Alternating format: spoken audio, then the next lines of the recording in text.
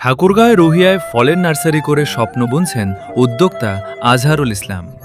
ঠাকুরগাঁও রুহিয়া উপজেলার মাটিগাড়া এলাকায় নিজের শ্রম, মেধা ও ভালোবাসা দিয়ে গড়ে তুলেছেন একটি সমৃদ্ধ ফল ও চারা গাছের নার্সারি। অদম্য উদ্যোক্তা আজহারুল ইসলাম প্রতিষ্ঠা করেছেন আর্নিকা নার্সারি, যেখানে দেশি বিদেশি নানা জাতের ফল, ঔষধি ও বনজ গাছের চারা উৎপাদন ও বিক্রি করা হয়। সরেজমিনে আর্নিকা নার্সারিতে গিয়ে দেখা যায় সবুজে ঘেরা মনোরম পরিবেশে সারি সারি সাজানো রয়েছে বিভিন্ন প্রজাতির ফলের চারা। নার্সারির একদিকে যেমন রয়েছে 12 মাসি আম, সিডলেস লেবু, কাঁঠাল, মিষ্টি জলপাই ও বিভিন্ন ঔষধি গাছ, অন্যদিকে রয়েছে দেশীয় ও বিদেশি নানা জাতের ফলের চারা, যা ক্রেতাদের দৃষ্টি আকর্ষণ করছে। উদ্যোক্তা আজহারুল ইসলাম জানান, শৈশব থেকেই গাছের প্রতি আমার আলাদা ভালোবাসা ছিল। সেই ভালোবাসা থেকেই প্রথমে শখের বশে কয়েক শতাংশ জমিতে গাছ লাগানো শুরু করি।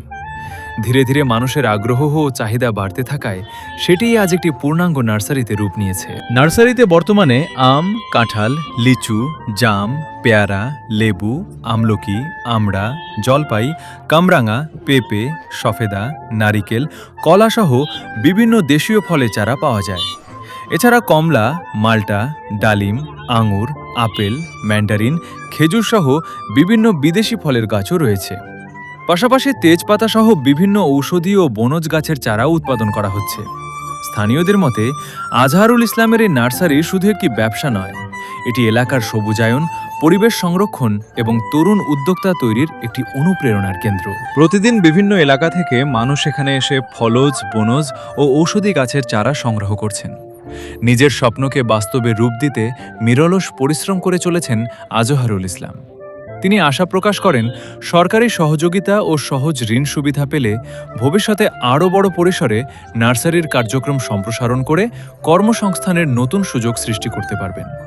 তার এই উদ্যোগ স্থানীয় অর্থনীতির পাশাপাশি পরিবেশ রক্ষায়ও গুরুত্বপূর্ণ ভূমিকা রাখছে। বলুন। আসসালামু আলাইকুম।